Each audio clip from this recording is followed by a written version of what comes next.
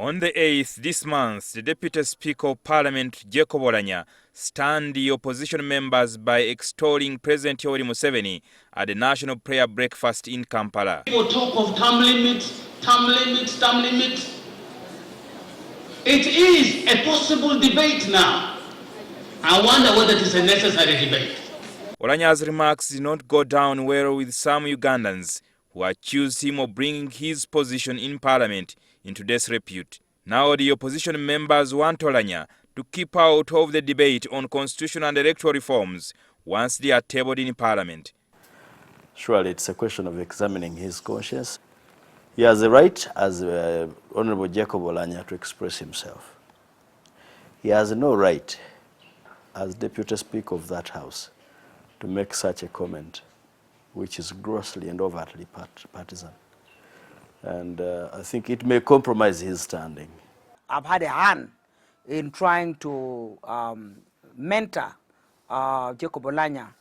But what came out of his mouth on that day, and knowing very well that if we are to amend our constitution, we cannot ignore a restoration of term limits.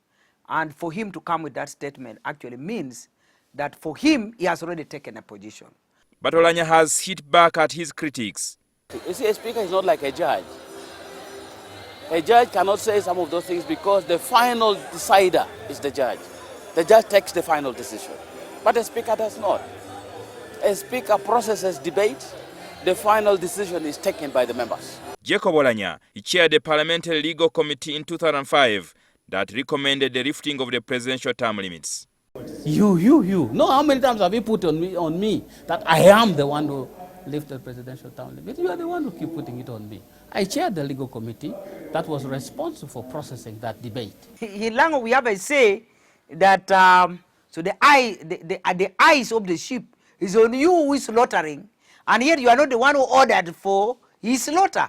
So now that's what is happening in real life. So Oulanyah was the one slaughtering Ugandans through the electoral reform, and now the eyes are on him, when actually the one who ordered for the slaughter was different. Oulanyah scoffed at his critics who speak ill about his love for President Yoweri Museveni. If by saying he's my hero, that makes me partisan, I don't know. Should I not say he's my hero when he's actually my hero? I was saddened. That is a very dangerous view as far as Uganda is concerned. Other than the term limits, the opposition members are seeking a total overhaul of the constitution.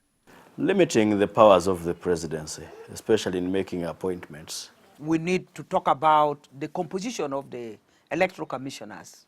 Government is looking at this compulsory acquisition of land for investors. We are strongly opposed to that thing. We want to get the military out of the electoral process. The Speaker of Parliament, Rebecca Kadaga, recently said she will not succumb to pressure from the government if the amendments are not delivered to Parliament in time. But Oulanyah, she has a different view. I told the government that I do not want to be stampeded. I'd wanted those bills to come last session. Reforms before elections is not new.